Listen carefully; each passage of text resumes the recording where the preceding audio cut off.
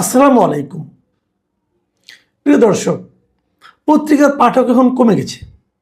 পত্রিকার উপর মানুষের বিশ্বাসযোগ্যতাও কমে গেছে। মানুষ পত্রিকাগুলোকে, নিউজ পেপারকে অথবা কনভেনশনাল মিডিয়া যেগুলো আছে সেগুলিকে মানুষ অতটা আর বিশ্বাস এখন করে না, তাদের উপর নির্ভরও করে না। কেন করে না, এই প্রশ্নটা নিয়ে নানা সময় নানা আলোচনাও হয়েছে। আচ্ছা, শুরুতেই আমি বলি, যদি কোনো মিডিয়ার মালিক বলে যে আমার মিডিয়াতে যারা সাংবাদিক আছেন তাদের একটা ভালো রিপোর্ট করার ক্ষেত্রে সবচেয়ে বড় বাধা হচ্ছে আমি নিজে। মানে যখন কোনো একটা রিপোর্ট তারা করতে চায়, কোনো একটা নিউজ তারা করতে যায়, সেই রিপোর্টের জন্য যদি কারণে যদি কারো ক্ষতি হয়, সেই সম্ভাব্য ব্যক্তি যদি আমাকে ফোন করে, তখন আমি ফোন করে সেই রিপোর্টটা থামিয়ে দিই। যদি কোনো মালিক এ কথা বলে, তাহলে তারপর কি আর সেই মিডিয়াটা এবং সেই মিডিয়ার উপর আপনার আস্থাটা আর থাকবে? থাকবে না। কারণ ওই মালিকের কাছে যত লোক পৌঁছতে পারে, তাদের কারো ব্যাপারে, কারো অন্যায়ের ব্যাপারে, কারো দুই নম্বরের ব্যাপারে কোনো রিপোর্ট তার প্রচারিত হবে না। মালিক বলেছেন। কোন মালিক বলেছেন?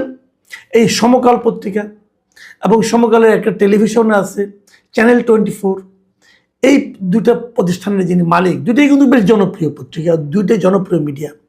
এদের মালিক একে আজাদ উনি নিজে বলেছেন যে যার বিরুদ্ধে সংবাদ হবে প্রথম ফোনটায় আসে আমার কাছে, এবং তিনি বলতেছেন যে আমি নির্দ্বিধায় বলতে পারি তারা মানে সাংবাদিকরা স্বাধীনভাবে কাজ করতে পারছে না। কেন স্বাধীনভাবে কাজ করতে পারছে না? তার মূল অন্তরায় হচ্ছে আমি। তার মানে ওনার মিডিয়াতে স্বাধীনভাবে কোনো কাজ হয় না, কারণ উনি তো মূল অন্তরায় এবং উনি নিজেকে স্বীকার করেন। এখন আপনি বলবেন তাহলে কি অন্যগুলি কি হয়? হ্যাঁ, অন্যগুলি একই কাজ হয়। অন্যগুলিরা স্বীকার করেন না, অন্য মালিকরা ওনার মতো এতটা স্পষ্টবাদী অথবা সত্যবাদী নন, অথবা তারা আড়ালে অবডালে করেন, মুখে বলেন না, কিন্তু উনি মুখে বলেছেন। যেটা উনি বলেছেন, উনি যদি নাও বলতেন তবু কি আমরা জানি না? আমরা তো জানি। একটা ঘটনা যখন ঘটে যায়, সেই ঘটনার সঙ্গে যারা যারা জড়িত থাকে, তারা যদি ক্ষমতাধর হয়, তারা যদি পাওয়ারফুল হয়, তাহলে সেই নিউজটা ম্যাক্সিমাম মিডিয়াতে আসবে না। কেন? ওই পাওয়ারফুল লোকগুলো ওই মিডিয়ার মালিককে ফোন করে বলবে যে আমার এটা আপনি ছাপায়েন না, এবং মালিক ছাপাবেন না। আচ্ছা, এই আলোচনাগুলি কোথায় হলো? তো সেইটা একটু করি, ওটা একটু সাইড টক, ওটা একটু করা দরকার। গতকালকে এবং আজকে দুদিন ধরে ঢাকায় একটা বাংলাদেশ জার্নালিজম কনফারেন্স নামে একটা বিশাল অনুষ্ঠান আয়োজন হয়েছে। বিশাল বললাম কেন? বিশাল বললাম এটা একটা 5 তারকা হোটেলে আয়োজন হয়েছে, মানে বিশাল অঙ্কের টাকা পয়সা ব্যয় করে হয়েছে। এই ব্যয়টা কে করেছে? কারা আয়োজন করেছে? আমাদের দেশের একটা প্রতিষ্ঠান আছে, নাম হলো মিডিয়া রিসার্চ ডেভেলপমেন্ট ইনিশিয়েটিভ, সংক্ষেপে MRDI। প্রতিষ্ঠানটাকে আমি চিনি, এটা একটা এনজিও আর কি। ভালো দোকান হিসেবে খুব উন্নত মানের দোকান। বিদেশ থেকে ফান্ড টান্ড আনে, এরকম একটা অনুষ্ঠান করে, লাভ লোকসান কিছু তো হয়, লোকসান হয় না, লাভই হয়। এবং এটার যিনি প্রধান, তাকেও অনেক বছর ধরে আমি চিনি। তার শনয় উন্নতি হচ্ছে, আর উন্নতি কামনাও করি, কোনো সমস্যা নাই। তবে উনি কখনো খুব কোনো সাংবাদিক ছিলেন বলে আমি জানি না, তবে উনি সাংবাদিকতা নিয়ে অনেক রকম কাজকর্ম করেন। যাই হোক, এই একটা সম্মেলন হয়েছে, দেশি বিদেশি অনেক সাংবাদিকরা এখানে এসেছে, এবং এটা শুরু হওয়ার পর থেকে আমি দেখেছি এর মধ্যে আমাদের দেশের অনেক প্রথিতযশা সাংবাদিকরা এই অনুষ্ঠানে কোনো আমন্ত্রণ পান নাই। খুব স্বাভাবিক, ওনারা তো সবাইকে আমন্ত্রণ করতে পারবেন না রে ভাই। ওনাদের মোট অংশ নিচ্ছে 550 জন। তার মধ্যে বিদেশেরও বেশ কয়েকজন আছে, বিভিন্ন দেশ থেকে সাংবাদিকরা ওনারা দাওয়াত করে নিয়ে আসছেন, তারা এখানে আসছে, এবং দেশের সবাইকে তো তারা দাওয়াত করতে পারবে না। তারপরে ওনাদের আবার কিছু কোটাও আছে, যেমন প্রথম আলো, ডেইলি স্টার, এগুলো হলো ওনাদের বাধা খদ্দের আর কি। আগে এদেরকে নেবে, অথবা এদের এখানে যারা কাজ করতো আগে অন্য কোথাও চলে গেছে তাদেরকে নেবে, তারপরে যদি কিছু থাকে তাহলে তো অন্যদেরকে ডাকবে, তাই না? যারা আফসোস করেছেন তাদেরকে বলবো ভাই দুঃখ করেন না, এটা হলো একটা অভিজাত শ্রেণীর সম্মেলন হয়েছে, মানে অভিজাত সাংবাদিকদের সম্মেলন। ঠিক আছে, এখানে আপনারা হলো আম সাংবাদিক, এটা আপনারা পাবেন না দাওয়াতে, খুবই স্বাভাবিক। যাই হোক, সেটা সাইড টক, ওটা নিয়ে আলোচনা না করি। একটা সম্মেলন হয়েছে ভালো, এটা নিয়ে আমার কোনো মানে আমি বরং খুশি যে বিদেশে কীভাবে সাংবাদিকতা হয়, আমাদের এখানে কীভাবে হয়, এটা নিয়ে মত বিনিময় হয়েছে, খুব ভালো হয়েছে। কিন্তু এখানে আমি অন্য কোনো আলোচনা যাচ্ছি না, আমি এখানে কেবল আজকে দ্বিতীয় দিন এবং শেষ দিনে আজকে ওই সমকাল এবং চ্যানেল 24-এর মালিক একে আজাদ উনি যে কথাটা বলেছেন সেই কথাটা নিয়ে আসলে আমার আলোচনাটা, যেটা দিয়ে আমি শুরু করেছিলাম। মানে উনি বলতে চাচ্ছেন আমাদের এখানে যে স্বাধীন সাংবাদিকতা হচ্ছে না, আমাদের এখানে যে বস্তুনিষ্ঠ সাংবাদিকতা হচ্ছে না, তার মূল কারণ হলো মালিক। এ হলো ওনার বক্তব্য, এবং ওনার বক্তব্যের সঙ্গে আমি শতকরা 100% একমত।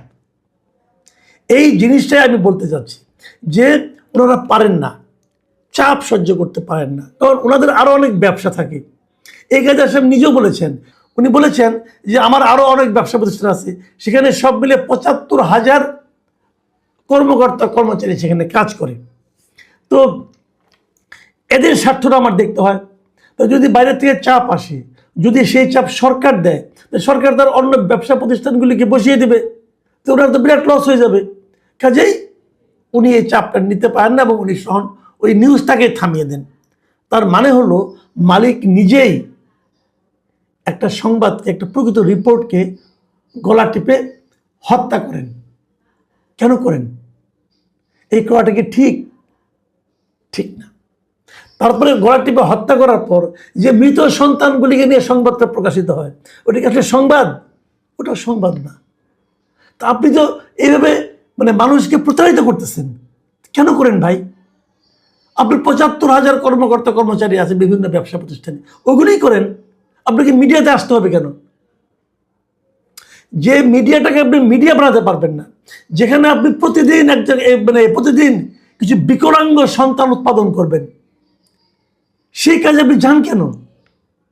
আমি আজাদ সাহেবকে প্রশ্নটা করছি, ভাই এই কাজটা আপনি করেন না। এটা করার মধ্যে জানেন কি হচ্ছে? আপনি সাংবাদিকতাকে প্রতিনিয়ত ধর্ষণ করতেছেন। আপনি মানুষকে বোঝাচ্ছেন যে এটাই সাংবাদিকতা, যেটা নাকি একটা বিকলাঙ্গ সাংবাদিকতা, সেটা আপনি করছেন। কেন করছেন?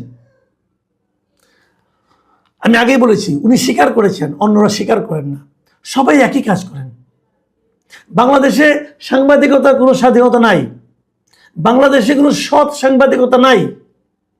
ভাই আমি নিজে আজকে ৩৬ বছর উপরে হয়ে গেছে আমি সাংবাদিকতা করি। আমি গত ২-৩ বছর ধরে চাকরি করি না, এখন ফ্রিল্যান্সিং করি। এই কারণেই ফ্রিল্যান্সিং করি যে আমি কোনো প্রতিষ্ঠানে চাকরি করতে পারবো না আসলে। কারণ চাকরি করতে গেলে ওই মালিকের স্বার্থের কথা আমাকে প্রতিনিয়ত চিন্তা করতে হবে, যা আমি আগের বছরগুলিতে করে এসেছি, এবং করতে করতে বুঝেছি যে ওখানে থাকলে সাংবাদিকতা করা যাবে না। তো বেরিয়ে এসেছি, এখন বলছি কিন্তু। তাহলে আপনারা যেটা করছেন ওটা তো সাংবাদিকতা নয়, ওটা তো বিকৃত সাংবাদিকতা। বিকৃত মানে আপনি সোল্ড হয়ে গেছেন ওই গোষ্ঠীর কাছে। বিকৃত মানে আপনি স্বাভাবিক না অস্বাভাবিকতার মাধ্যমে বিকলাঙ্গতা আপনার সাংবাদিকতার মধ্যে আপনি প্রচার করছেন। কেন করেন? প্রত্যেকটা প্রতিষ্ঠান যেগুলি যে কোনো বড় বড় পত্রিকা আপনি দেখেন, এগুলো কোনো না কোনো বিজনেস প্রতিষ্ঠানের কিন্তু মিডিয়া। ডেইলি স্টার, প্রথম আলোতে বড় বড় কথা বলেন, তাই না? ওনাদেরও মিডিয়া আছে। আপনি দেখবেন এই দুইটা পত্রিকায় ওষুধ দিয়ে কখনো কোনো রিপোর্ট হবে না, কারণ ওদের নিজস্ব ওষুধ কোম্পানি আছে। ওই ওষুধ কোম্পানিগুলোর মধ্যে একটা ঐক্য আছে, এটা করা যাবে না। KFC, পিৎজা হাট, এগুলি নিয়ে কখনো আপনারা এই ডেইলি স্টারের প্রথম আলোতে কোনো রিপোর্ট পাবেন না, খারাপ করলেও পাবেন না। এরকম বহু উদাহরণ দিতে পারবো। কোন পত্রিকাটার নাম মনে করেন? যুগান্তর, এটা হলো যমুনার পত্রিকা। যমুনা গ্রুপে কোনো নেগেটিভ কথা কেন আসবে না? আপনি মুক্তকণ্ঠ অথবা বাংলাদেশ প্রতিদিন, বসুন্ধরা গ্রুপের পত্রিকা, বসুন্ধরা গ্রুপের সঙ্গে যার যার ঝগড়া হবে সব তাদের বিরুদ্ধে দুনিয়ার নিউজ ওখানে ছাপা হচ্ছে। ওদের কোনো সমালোচনা, ওরা যে মাটির ব্যবসা করে, কোনো ২ নম্বরে করে কি করে না, কোনো কিছু পাবেন না এখানে। প্রত্যেকটা মিডিয়া আপনি হাতে গুনে গুনে দেখেন, এমন কোনো মিডিয়া আপনি পাবেন না যা বাংলাদেশে জানে কোনো ব্যবসা প্রতিষ্ঠানের না। এবং যদি তারা কোনো ব্যবসা প্রতিষ্ঠানের হয়, তখন তারা সরকারের কোনো সমালোচনা করবে না, কারণ তাদের ব্যবসার সমস্যা হবে। পারবে না করতে। আজকের পত্রিকা নতুন একটা পত্রিকা হয়েছে, পারবে না করতে, কারণ ওদের ইউএস আছে, ইউএস বাংলা আছে, এয়ারলাইন্স আছে, ইউএস বাংলার আরও অনেক প্রতিষ্ঠান আছে, মাটির ব্যবসা আছে, আপনার মেডিকেল কলেজ আছে, তারা পারবে না করতে। কারণ যদি আপনার মনে করেন এয়ারলাইন্সের মধ্যে গভর্নমেন্ট কোনো একটা ঝামেলা করে দেয়, ওদের তো শেষ অবস্থা খারাপ হয়ে যাবে। তাহলে নিউজের জন্য এটা করা তার জন্য আরও রিস্কি হয়ে যাবে। এই সবই কিন্তু সত্য কথা। আমার বক্তব্য অন্য জায়গায়। আমার বক্তব্যটা হচ্ছে, যেটা পারবেন না সেটা করতে আসছেন কেন? আপনি আসছেন অন্য কারণে। আসছেন কী কারণে? যে সরকারের অনুগত থাকবেন, পাশাপাশি সরকারের দালালি করবেন, দালালি করে আরও ব্যবসায়িক সুযোগ সুবিধা নেওয়ার কথা বলবেন। আমি আজাদ সাহেবের কথা বলি। উনি হাসিনার যেরকম চামচামি করেছেন শেষ দিকে এসে, ওনার যদি মিডিয়াটা না থাকতো উনি একদিন ধুলায় উড়ে যেতেন। উনি মিডিয়া দিয়ে এখন আবার সাপোর্ট দিচ্ছেন গভর্নমেন্টকে। বসুন্ধরা গ্রুপ, এই শাহ আলম সাহেব যে পরিমাণ চামচামি করছেন প্রকাশ্যে, যে উনি নাকি শেখ হাসিনার সঙ্গে কবরে পর্যন্ত যেতে চান বলেছেন। ওনার যদি এতগুলি মিডিয়া না থাকতো তাহলে উনি একদিন উড়ে যেতেন। তো এই মিডিয়ার পাওয়ার দিয়ে উনি একটা বিকল্প সরকার তৈরি করার চেষ্টা করেছেন, সরকারকে ভয় দেখিয়েছেন। এই জন্য মিডিয়া তারা করে। তো এইগুলো আপনি করছেন, আপনার সরকারের সঙ্গে আপনার সুসম্পর্ক থাকবে, কিন্তু আপনার পাঠক, আপনার দর্শক, তারা কি ভাবছে? তারা কিন্তু আপনাদেরকে গ্রহণ করছে না। এবং গ্রহণ করছে না বলেই আজকাল আর কেউ পত্রিকা রাখে না, আজকাল আর কোনো বাসায় টিভি চলে না। মানুষ ইউটিউব দেখে, মানুষ ফেসবুক দেখে, মানুষ সোশ্যাল মিডিয়ার উপর নির্ভর করে। এবং সোশ্যাল মিডিয়ায় অনেক অপতথ্য প্রচারিত হয়, কিন্তু তারপরে মানুষ বুঝে নেয় যে এত অপতথ্যের ভিড়ে সঠিক তথ্যটা কোনটা, মানুষ নিজ দায়িত্বে বুঝে নেয়। লাভটা কি হচ্ছে? আপনি একটা প্রফেশনকে ধ্বংস করে দিচ্ছেন। এর মাধ্যমে এরা একটা প্রফেশনকে ধ্বংস করে দিচ্ছে। প্রিয় দর্শক, এটা নিয়ে আমি বিভিন্ন সময় আবার কথা বলবো মিডিয়া নিয়ে। মিডিয়ার আরও অনেক ঘটনা আছে যেগুলো শুনলে আপনি শিহরিত হবেন এবং বুঝতে পারবেন কী কারণে এই সমস্ত কনভেনশনাল মিডিয়াগুলোর মৃত্যু ঘটছে। মাঝে মাঝে আসবে যে এরকম প্রতিষ্ঠান আসবে যা নাকি এসে বলবে, সম্মেলন করবে, MRDI নামক এরকম প্রতিষ্ঠান আসবে। তারা বিভিন্ন জায়গা থেকে টাকা নেবে, নিয়ে একটা আয়োজন করবে, নিজেদেরকে আরও ফুলিয়ে ফাঁপিয়ে তুলবে এবং অভিজাত সাংবাদিকদেরকে নিয়ে এসে বসে জ্ঞান দান করবে। নিজেরাই জ্ঞান নিজেরাই শুনবে। এটা নিয়ে দর্শক, পাঠক, শ্রোতা, দর্শক কারো কোনো ইন্টারেস্ট নাই। এবং সত্যি কথা বলতে, যেটা বটম লাইন বলি, এরা যেটা করতেছে এটা বাংলাদেশের প্রকৃত সাংবাদিকতার চেহারা নয়। এরা একটা অভিজাত শ্রেণীর সাংবাদিকতা নিয়ে আলোচনা করছে। বাংলাদেশে যে হাজার হাজার গ্রামে যে সাংবাদিক আছেন, যারা প্রকৃত সংবাদটাকে ওখান থেকে নিয়ে আসেন, তাদের প্রতিনিধিত্ব এরা করে না। প্রিয় দর্শক, এখানে পর্যন্তই। আল্লাহ হাফেজ।